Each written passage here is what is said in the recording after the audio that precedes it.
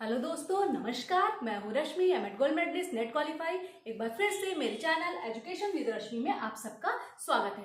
दोस्तों, इंटेलिजेंस की थ्योरीज का क्रम चल रहा था, यानी बुद्धि के सिद्धांतों पर बात हो रही थी। तो उसी क्रम में आगे बढ़ते हुए आज हम बात करने वाले हैं बुद्धि के एक सिद्धांत की, जिसका नाम है समूह कारक सिद्धांत। समूह कारक सिद्धांत। एग्जाम के दृष्टिकोण से अगर बात की जाए तो ये सिद्धांत भी इंपॉर्टेंट है, क्योंकि 4-5 क्वेश्चन निकलकर इस सिद्धांत से आते हैं और जिनमें से कोई एक क्वेश्चन इनमें से पूछा जाता है। ठीक है, तो सबसे पहले जो एग्जाम में क्वेश्चनिंग होती है, सबसे पहले क्वेश्चनिंग ये होती है, इस सिद्धांत को किसने दिया था। ठीक है, तो इस सिद्धांत को देने वाले मनोवैज्ञानिक थे थर्स्टन।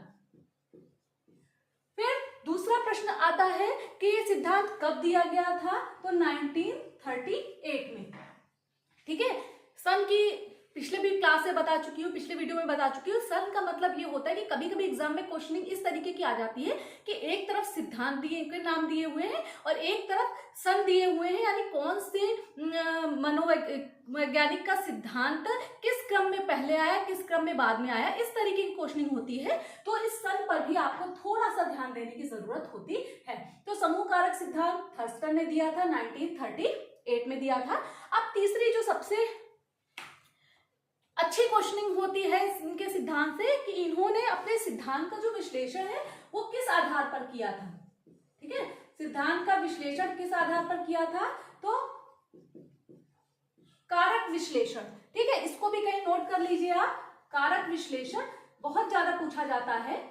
ठीक है, इन्होंने अपने सिद्धांत का जो विश्लेषण था वो कारक विश्लेषण पद्धति के आधार पर किया था। ठीक है, अब हम बात करते हैं, सीधे सीधे आते हैं। अभी तक आपने एक कारक सिद्धांत पढ़ा, दो कारक सिद्धांत पढ़ा, इस बीच में बहुकारक सिद्धांत रह गया है, क्योंकि उससे एग्जाम में बहुत ज्यादा क्वेश्चनिंग केवल नाम पूछ लिया जाता है किसका है, तो उसके बारे में बता देंगे आपको। ठीक है, तो समूह कारक सिद्धांत इन्होंने क्या बताया कि बुद्धि जो है वो क्या है, अनेक कारकों का समूह है। यानी बुद्धि में ना तो इन्होंने, चूंकि स्पीयरमैन के बाद आया था, तो इन्होंने कहा कि ना तो ये सामान्य कारक है बुद्धि और ना ही विशिष्ट कारक है, बल्कि बुद्धि क्या है, कारकों का एक समूह है। ठीक है, समझ में आई बात कि सिर्फ इन्होंने इतना कॉन्सेप्ट दिया कि कुछ जो मानसिक क्रिया जब होती है तो एक समूह का निर्माण होता है और समूह में जो एक कारक होता है, ठीक है, एक कारक प्राथमिक होता है, यानी कि एक कारक इंपॉर्टेंट होता है उस मानसिक क्रिया को करने के लिए, अन्य जो होते हैं वो गौण कारक होते हैं। इसी तरीके से इन्होंने जो कारक बताए, ठीक है, अब इन्होंने कितने कारक बताए थे। अब शुरुआत जो होती है 6 कारक से होती है, फिर आए 7 कारक और फिर उसके बाद इस समय जो आपको पढ़ने के लिए मिलेंगे वो 9 कारक मिलेंगे। लेकिन मोस्टली अगर बात की जाए तो एग्जाम में 7 और 9 एक साथ नहीं आएंगे। अगर 7 कारक आते हैं तो 7 पर टिक करिए, 9 आता है तो 9 पर टिक करिए। ठीक है, क्योंकि इनके 7 कारक जो थे वो प्रमुख थे और वही एग्जाम में आपसे पूछे जाते हैं। नाम बिल्कुल रट लीजिए किस तरीके से,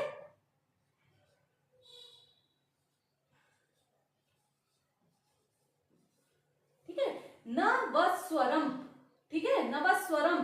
ठीक है, इस तरीके से सातों देखिए आप याद कर लीजिए, क्योंकि एग्जाम में बहुत अच्छी खासी क्वेश्चनिंग इनसे होती है। ठीक है, अब नमस्वरम का जो ये इनका जो एक्सप्लेनेशन है वो आपको याद होना चाहिए, यानी कि इनका फुल फॉर्म याद होना चाहिए। Numerical,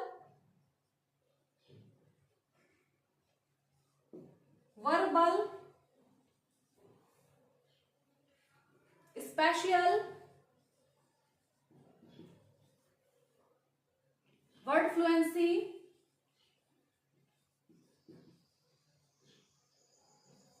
reasoning, memory, perceptual ability. ठीक है, ये सब एबिलिटी यानी योग्यताएं हैं। ठीक है, तो इस तरीके से इन्होंने 7 कारक बताए। अब इनको हिंदी में याद कर लीजिए और इंग्लिश में याद कर लीजिए। वैसे इंग्लिश में याद करिए, क्योंकि ये जो आपको एक जो शॉर्टकट बताया है, ट्रिक बताई है नमस्वरम की, तो उससे आपको क्या रहेगा, इंग्लिश में ज्यादा आसानी रहेगी याद करने में। नमस्वरम यानी न्यूमेरिकल एबिलिटी यानी कि आंकिक योग्यता। आंकिक योग्यता कहाँ काम आती है? जब जहाँ गणितीय संक्रियाएं होती हैं, ठीक है। वर्बल भाषा संबंधी योग्यता, ये कहाँ पर काम आती है? जब हम कोई भाषा का पढ़ रहे होते हैं या किसी भाषा में लोगों से बात कर रहे होते हैं, वहां पर ये योग्यता काम आती है। स्पेशल यानी कि स्थानिक, ठीक है, स्थान संबंधी योग्यता। वर्ड फ्लुएंसी, ठीक है, वाक पटुता, ठीक है, कि बोलने में आप कितने सक्षम हैं, बोलने में कितने योग्य हैं आप, ठीक है। फिर उसके बाद तार्किक, रीजनिंग यानी कि तार्किक, मेमोरी यानी कि स्मृति, परसेप्चुअल यानी कि प्रत्यक्षीकरण यानी देखना, किसी चीज को देखकर समझने की कितनी आप में योग्यता है, ठीक है। ये सारे के सारे स्क्रीनशॉट ले लीजिए, चाहे तो इनको बिल्कुल रट डालिए, बिल्कुल इनका फुल फॉर्म भी और इनका, क्योंकि इसमें एग्जाम में क्या पूछता है, पहले तो पूछेगा कितनी योग्यताएं हैं, ठीक है, पहले तो पूछेगा कितनी योग्यताएं दी इस सिद्धांत में थर्स्टन ने अपने समूह कारक सिद्धांत में, और दूसरा कौन सी योग्यता उनके जो समूह कारक सिद्धांत है उसमें सम्मिलित है और कौन सी योग्यता सम्मिलित नहीं है, ठीक है। तो जब आपको सारे के सारे नाम याद होंगे तभी आप उसको क्लियर कर पाएंगे कि कौन सा है और कौन सा नहीं है, ठीक है। अब बात करते हैं, ये तो 7 हो गई, और 8 और 9 की, ठीक है। 8 में हो गई आपकी डिडक्टिव एबिलिटी, नोट कर लीजिए, डिडक्टिव एबिलिटी यानी कि निगमन योग्यता, ठीक है। और फिर समस्या के हल पर नियंत्रण की योग्यता, समस्या के हल पर नियंत्रण की योग्यता,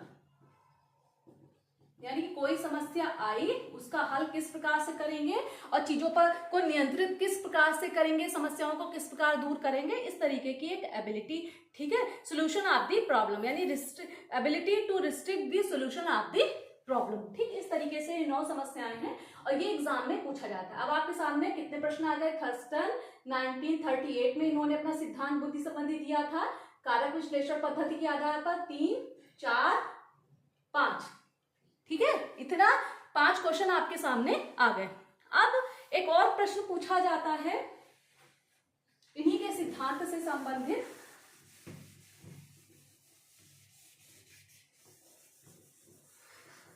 वो है पीएमए मॉडल किसने दिया,